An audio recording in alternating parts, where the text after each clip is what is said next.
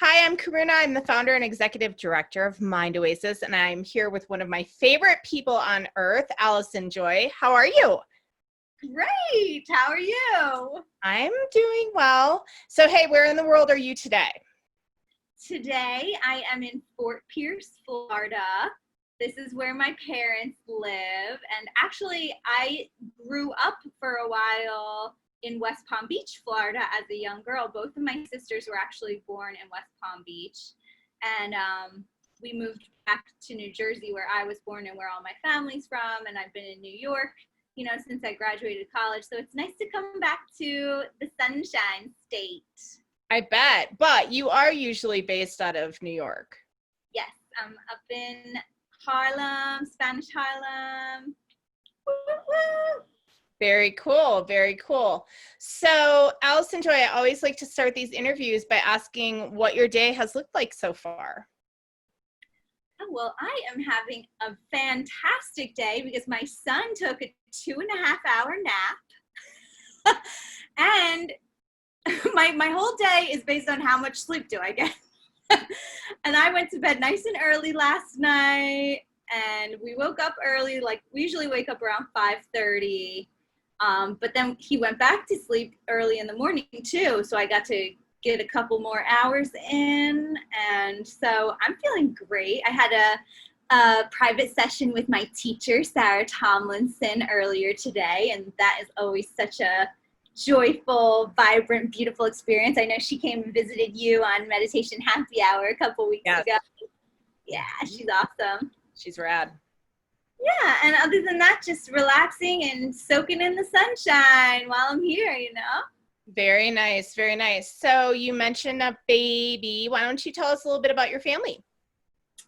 Well, my husband Todd and I have been living in New York for probably like 12 years, both of us, and we've been together about 11 of those years. We have 2 dogs, Hovey and Snoopy. Hovey's a big, lovable pitty, and Snoopy is my shorty long Basset Beagle. And Cristiano just joined the Phillips family in February. And so we have a big bursting household up there in Spanish Harlem. I say during coronavirus, feels like the walls are closing in on us.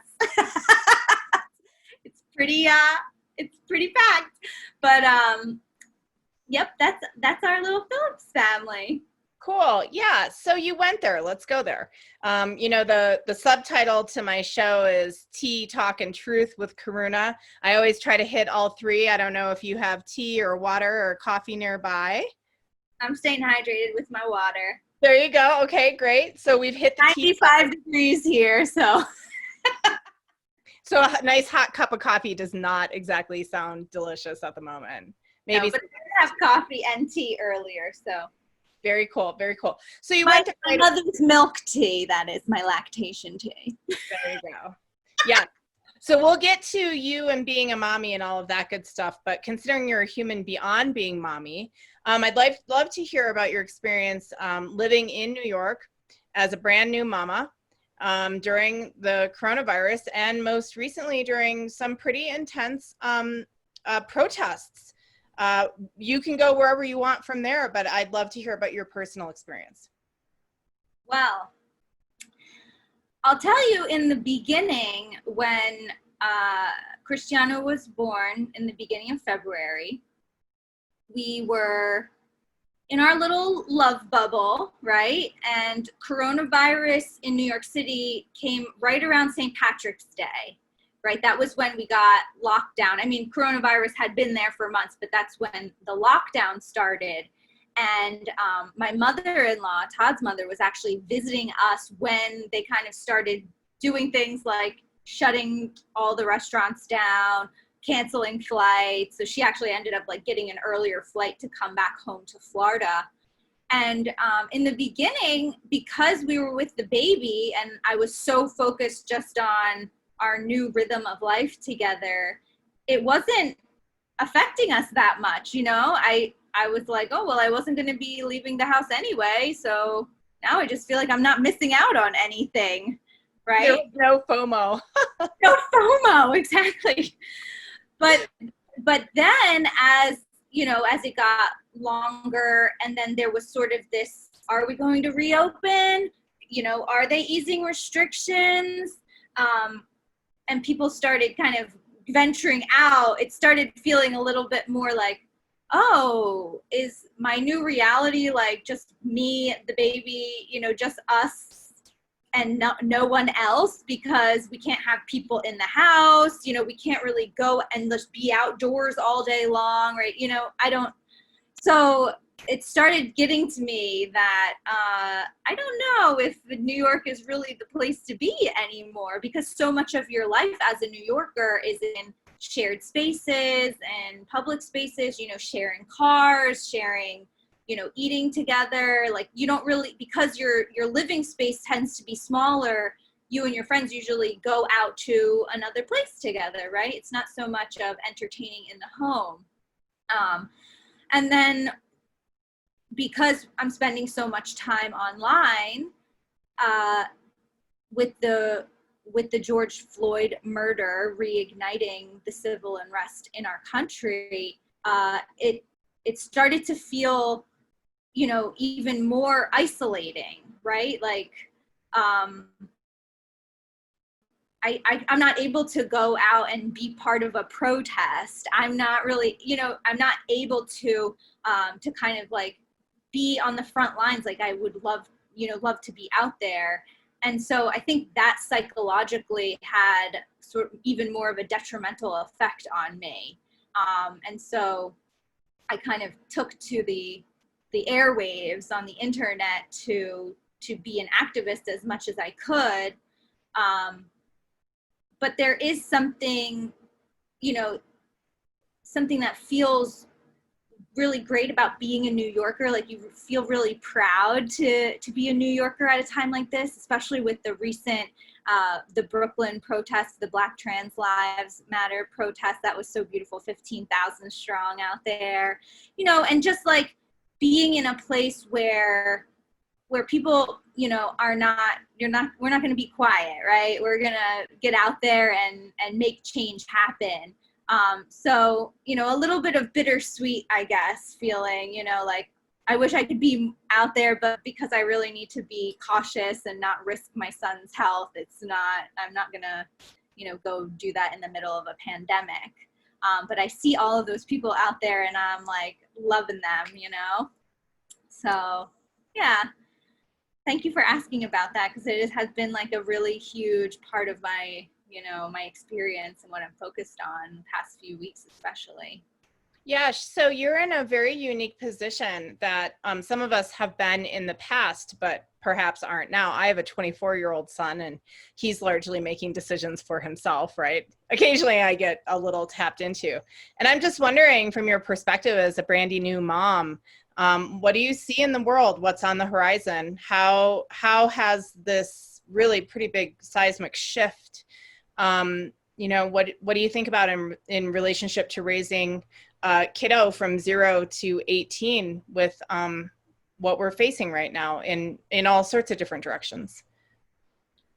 Well, you know, when I was in college, I always used to say, like, I wish I grew up in the 60s. I wish I was there, you know, to help and be a white ally, really. And my whole focus now is, how do I raise a conscious white man, like someone who doesn't take for granted their privilege and actually understands how to use their privilege and their voice to make sure that life is equitable for all beings, especially Black people.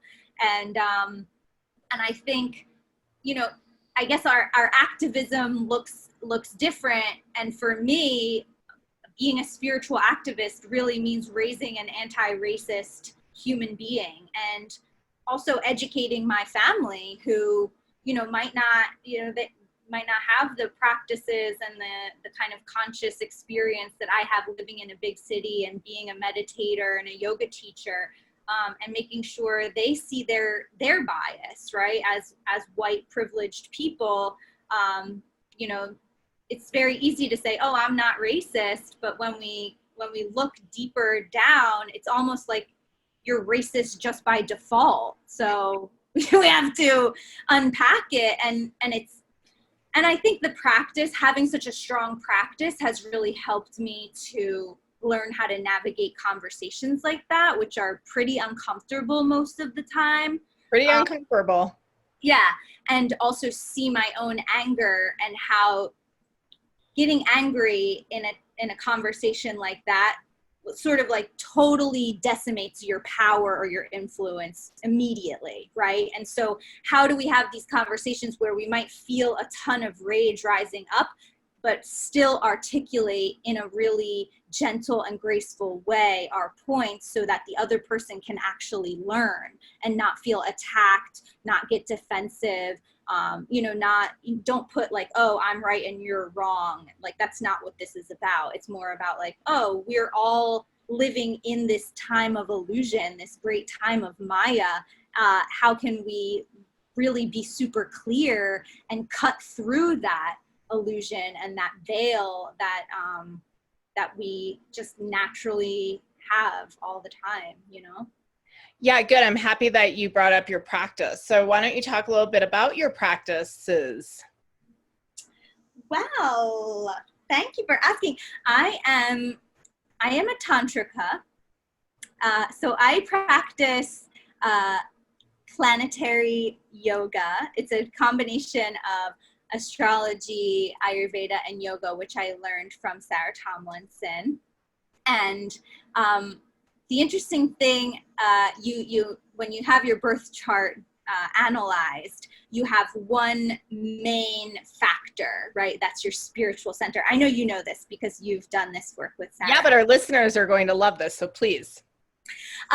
So my main spiritual center is governed by the nodes of the moon, which is the path of Tantra. And so the tantric path is all about being the outsider, right? Acting in a way where you're not really a part of the group, but you're able to influence the group or the collective, right? So without really being one of the crowd, it's like the outsider, right? And when I learned that from my birth chart reading with Sarah, I was blown away, because my whole life I've felt like I don't fit in. I'm always the new girl or the outsider, and then finding out that is what my role in life is, was like, oh, okay, well then I'm gonna own it.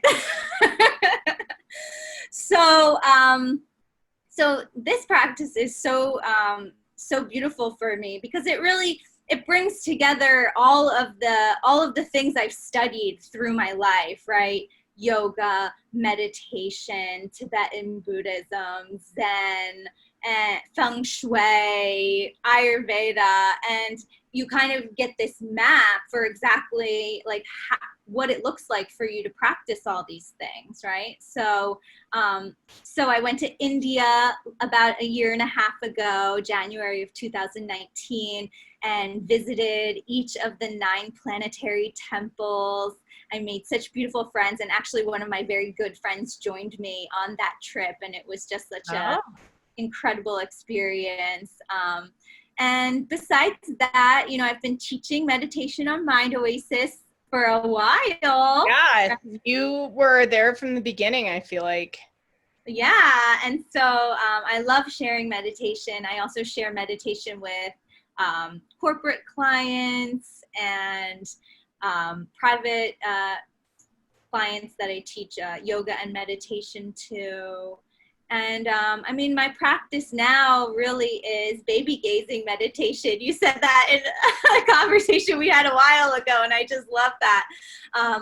But as you proceed in your meditation practice, we usually teach that the breath is our object, but as you go deeper, your object transforms into something higher and holier. And so he's my little meditation object, my baby Christo. Very cool. Very cool. So you have an upcoming series on Mind Oasis, and sometimes I wait to get into it, but I'd like to get into it because it's interesting, what you're going to be talking about. And I'm not sure where else you could find this course. So you called it, or are calling it, Interplanetary Yoga with Allison Joy. Why don't you tell us a little bit about the course and what you envision happening? Yeah, it's an 8-week course, and I know it's hard to commit for 8 weeks, so it's also a drop-in if you just want to come 1 or 2 weeks. And we're going to be covering each of the 8 major planetary forces each week. So we'll start with the sun, week 1. And we'll learn a little bit about the planetary archetype, and then we'll go into the yoga practice associated with the planet. And the yoga practice is really meant for you to be able to either enhance the power of that planet within you, or relax it, or just kind of keep it steady, right? And so we'll learn how do you use yoga asana and meditation to create balance for yourself based on your own birth chart.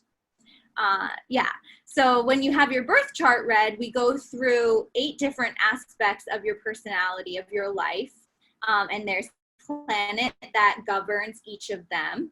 And so based on where you are in your life, for example, perhaps you're really focused on your career, and you're noticing that, your career, your job is not really super satisfying, or you're not showing up in a way that you want to work.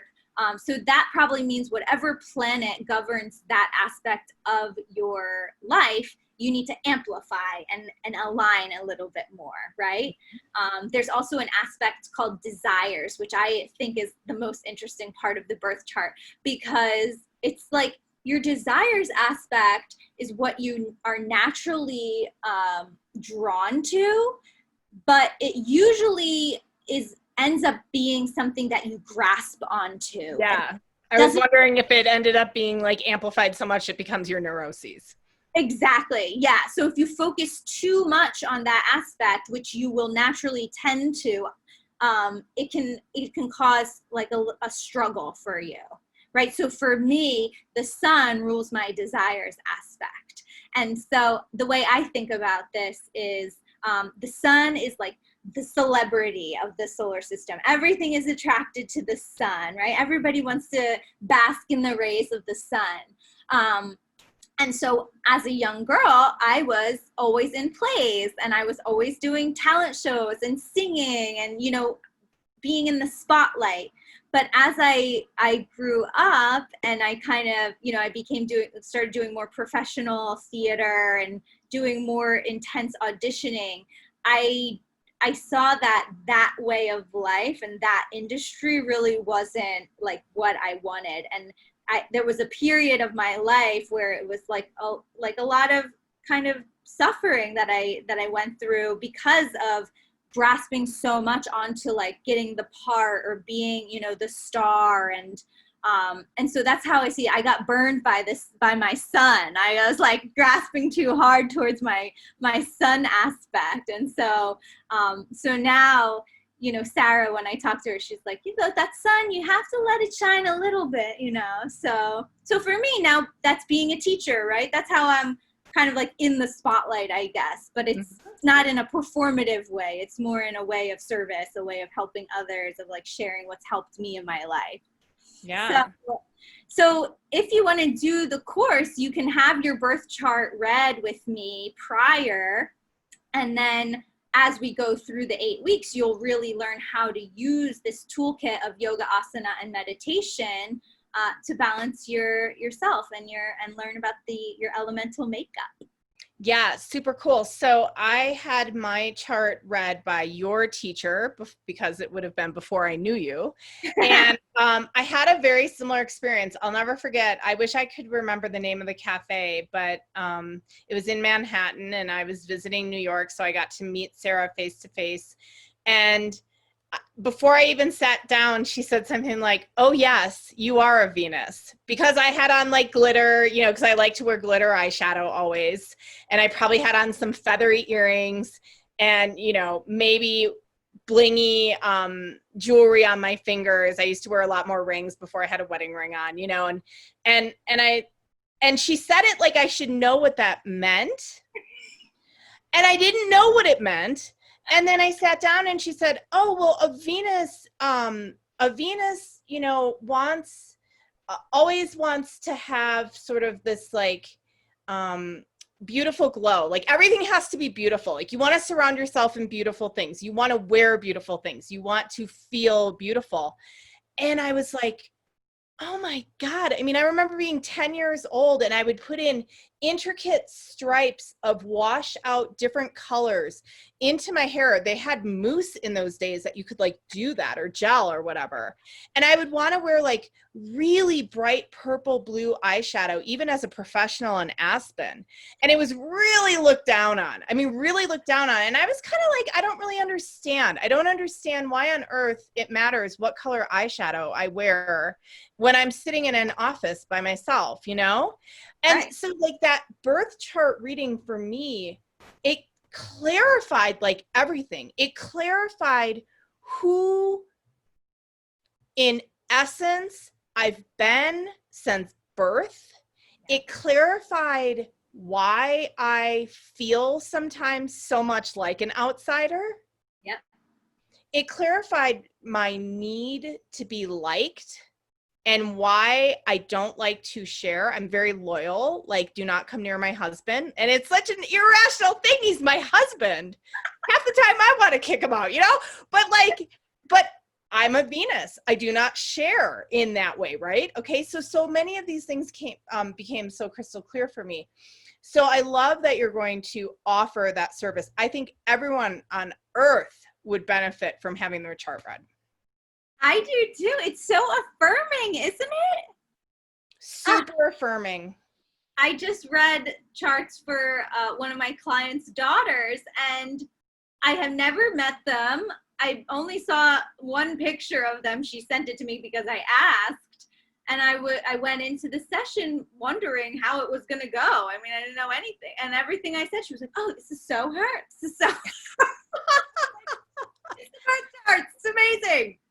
Right, but it makes sense. It makes so much sense. I mean, people think that, you know, don't really like get into the stars or astrology, but it's like these giant planetary bodies were all affected by the Earth's gravitational pull. It's the largest part of our universal existence is the solar system. Like obviously it has an effect on us. Right? The moon affects the tides of the ocean, for goodness sakes. It's affecting us, right?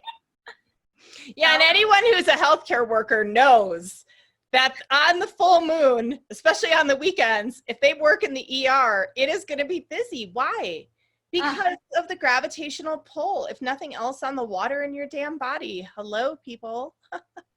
Yes, and my relationship with the moon since I started this practice has really changed my life. You know, the moon is the mother.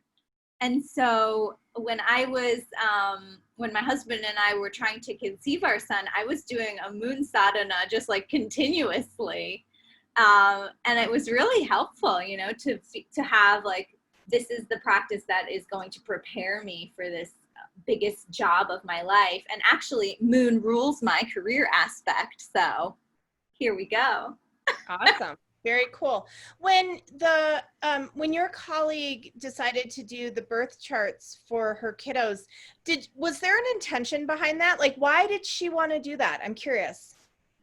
Well, she said she wanted to understand how to best help her daughters as they grow and develop. And, you know, I think there's also just that curiosity factor of, you know, knowing the quirks of your family. And when I started apprenticing with Sarah, I did charts for everyone in my family. And that was the coolest part. especially my husband. When you get a wife and a husband, or a husband and a husband, or a wife and a wife, or any partners, it's very cool to kind of see, you know, why your relationship might be the way. My husband and I had our charts done together before we got married, and it was cool. it was very obvious that beyond the fact that we're both Capricorns, that you know, our planetary composition was going to make for both a really strong relationship and certainly a fiery one. And I don't think either of us have disappointed one another in that regard, right? Same here, sister. Yeah. So good. Well, so then you go on to say that we'll be looking at the spiritual center, life purpose and dharma, career, your pranic body, so subtle energy, relationships and marriage, desires, creativity and children, and physical health. It seems like in this time of great transformation, I feel like we're sitting at a portal, a transformative portal, if we choose for it to be so, both individually and as a mass conscious, right? It seems like this would be a wonderful series to figure out what you want to shed and what you want to pick up. Exactly. And also, how can you take care of yourself so you're not beholden to the medical industrial complex, right? We have to be as healthy as we possibly can right now. You know, we have a shortage of equipment, we have a shortage of people, a shortage of space. So it's really in our best interest right now to know how do I best take care of myself? And it's different for everyone. That's why fad diets don't work, right? They work for some people, but everyone has a different elemental makeup, right? So not everyone can be keto, not everyone can be paleo, not everyone can be vegan, right? It's not, or, you know, whatever choices you make, you have to know, how else do I have to balance myself? And I think having that knowledge, and I think also studying yoga, and meditation, really, because it's your physical health and your mental health are really paramount. It's an act of rebellion, right? And it's time for us all to be revolutionary and understand that we can take care of ourselves. We don't need to constantly feed into this machine of capitalism. You know, I just heard today on the news, I think the company is Gilead Sciences.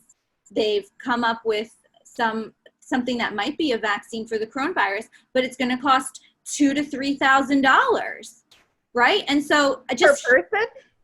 Yeah, I was like appalled. I was like, how is that allowed, right? The medical industry is such a joke. Medicine is, and I was just reading this, you know, medicine men and women used to be part of the warrior caste, right? The people who protected and took care of everyone else. It's not supposed to be a for-profit business, right? It's not supposed to be about how can I suck the most money out of the insurance companies, and, you know, how do I get as much as I can out of these people? Like, you know, now half the people who end up with this sickness are going to have lifelong respiratory issues. They're going to have thickened blood. We were just reading about, you know, the long-term effects. Even if you beat coronavirus, you know, it's pretty rough after that. And so the way our society is set up now, it's like, you know, you have to just spend all of your life savings and all of your resources towards medical care because of the complex way they've built up, you know, the system. And it's exactly the same as what's going on with the prison industrial complex and the enslavement, really, ongoing slavery of Black men, right? Almost a quarter of the Black male population ends up in jail because those prisons are run by for-profit companies that make money off of putting people away, you know? And the reason why it's mostly Black is because the cops are installed in Black communities. We don't, in the white communities, there's not police standing on the street. In Spanish Harlem, there's cops everywhere all the time, and it's just very sad. And I think the way that everyone can be an activist is to look at how you're spending your money and how you're taking care of yourself, and do what you can to keep it for yourself, and spend it on helping your neighbors, right? And helping the people around you and loving each other. And I think that's the best protest, really. Yeah. Joseph is fond of saying, if everybody stopped spending money for 2 months straight, really, and just hunkered down, that real change would happen. Joseph being my husband. Real change would happen, because if people really, hit capitalism where it hurts. Exactly. And that is what is happening. Yeah. So it's a hopeful time, even though it's a sad and scary time for a lot of people. I think there's also a lot of hope right now. And I hope we have a collective waking up so that it continues, right? And the change really does happen. Yeah, so that's good. So tell me a little bit about your Monday night yoga and Nidra sessions on Mind Oasis. Ooh, I'm having such a fun time teaching this class. I studied yoga Nidra right after I finished my 200-hour yoga teacher training. My yoga teacher, Lilia, she's in California, like Sarah is.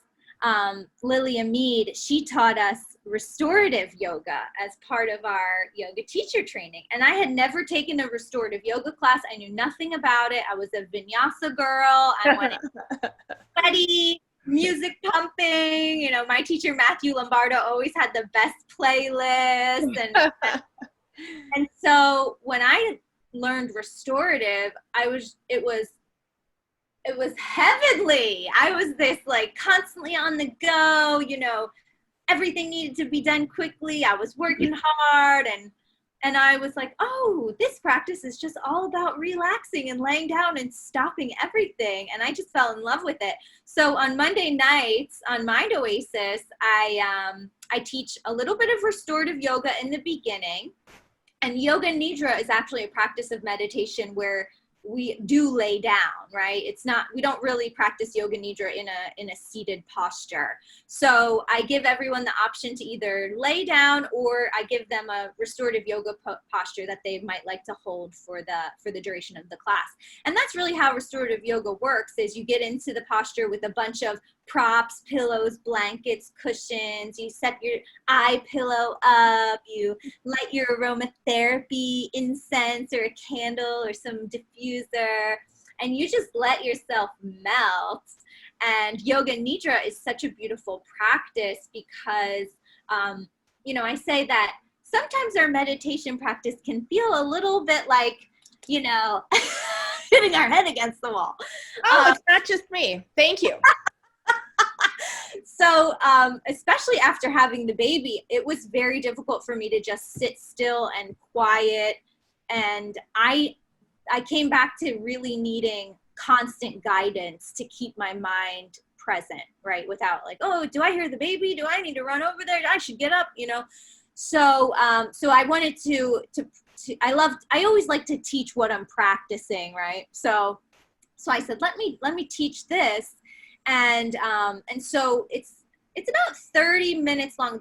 The Monday night meditation class is 45 minutes versus they're normally 30 minutes on community meditation.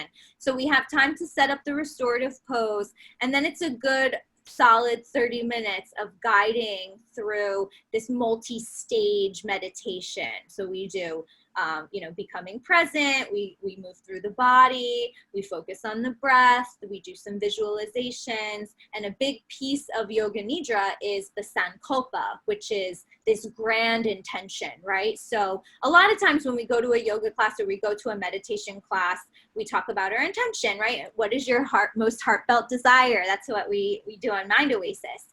And so the sankalpa is really sort of like the maha the grandest vision of your intention. So like your daily intention might be like, I'm going to come back to my breath whenever I get stressed out today. Your sankalpa might be like, I am going to live a life of peace and calm, or I am living a life of peace and calm. We always say it as if it's already true. It's already happening in the present time reality. So, so it's really a sweet practice. And when you make a consistent practice of it, you notice over time how you are navigating closer and closer toward that vision. If it's, it really is like your grand intention, it stays the same. It's not something that, every day is something new. Right. So I find it to be a very powerful practice, especially when you look over a length of time and see like, oh, I'm doing pretty good actually now that I'm looking at it, right? Right. Yeah. So I'll just plug community meditation since we went there, and then I'm going to ask you the big kahuna question and we'll wrap up. So community meditation is actually a daily practice on Mind Oasis, and I think I calculated it. We have like 27 sessions a week these days, which means you could meditate like over 100 times a month for 30 minutes with a guide and other people across all 4 time zones and sometimes around the world, which is amazing. And you end up, because it's interactive, like it's not just a teacher blah blahing at you, you get to know people a little bit. And so I've made like a lot of friends on community meditation. So if you're experiencing, if you like meditating in a group, and obviously we're still kind of self-isolating these days, most of us, this is a wonderful alternative. And it's $20 a month. And after each session, your teacher is going to send you a really special note that includes practices and it includes inspirations. To me, it's just like this stellar deal. It's a stellar deal of like helping you to commit to your practice. Most of us have found that our practice has been more consistent since we started attending community meditation. That includes me. And then it's just really nice to see a smiling face when you choose to show up. And we have sessions in the morning, afternoon, and evenings these days. So it's very accessible. I'll tell you, it has been a saving grace in the time of quarantine. I look forward so much to signing on to community. Me too. Every day, right? And it's the cost that we were spending for one class, right? It's a whole month of classes. So it's incredible. I made friends all over the world on community meditation. Yeah, I always think of Lindsay down in Colombia. I'm like, I have a friend in Colombia. Who knew? One of my friends from London joined. I met Autumn when she was traveling in South Africa. It was so cool. Yeah. I love those earrings. Oh, thank you. They're made by community meditation teacher Lena Golden. Yeah. I love her stuff. So if you have colors in your birth chart that resonate for you, you can get, these are my 4th of July feathers that I decided to get. Wow, what a great idea. Yeah, I should isn't that fun? to design birth chart aligning jewelry. Mm-hmm. Yeah, Lena would love to do that. Very cool. Okay, so here's my question for you. It's my new question I ask all guests. What is your truth?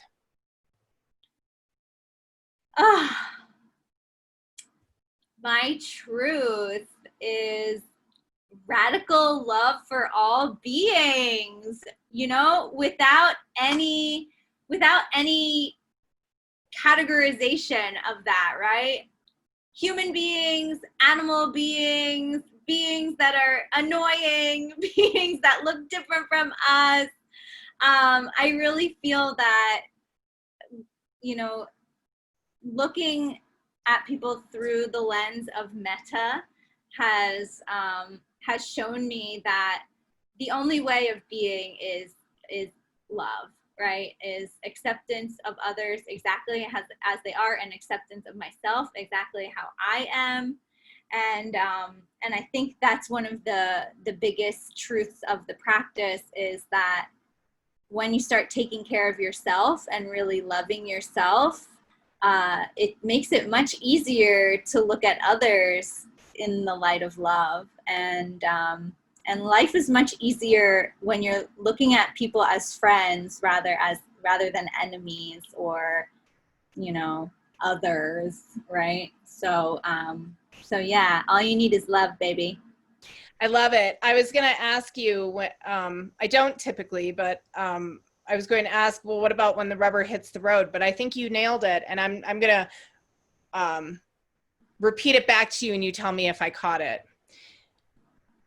When you're working with the people who are difficult, the really difficult people, when you work on yourself, that's the access point to how your relationship is with the other, because you can't change people, but you can work with yourself and create transformation through yourself. Did I catch it? Yes, you did. Yeah, so self-love. And through self-love, we can love others in really potent ways. And personally, I've found that the way I've been able to connect with that is through my meditation practice, which includes asana, which includes other forms, you know, yoga nidra. Doesn't have to be seated down. Seated down. Nope. Seated down. Don't have to be seated down for it. Well, that's good. Awesome, Allison Joy. All right. So on Monday nights, people can get to know you by coming out to community meditation and enjoying your wonderful, restful Mondays. I always think that's like the best day for it too. We've got 2 yoga nidra classes, one on Monday. So you've had your Monday from hell and you just get to relax into your sleep. And then on Wednesday nights, which is hump day, I just feel like those are the most perfectly placed times to have yoga nidra in your life. And then starting on, I think, the 8th of July, you can drop in for just a certain planet or two, but probably most potent would be to sign up for the 8-week series. And then on Mind Oasis, we always send out recordings. So if you missed something, you have an account and the recordings are posted within 48 hours and you can catch up with all of your colleagues.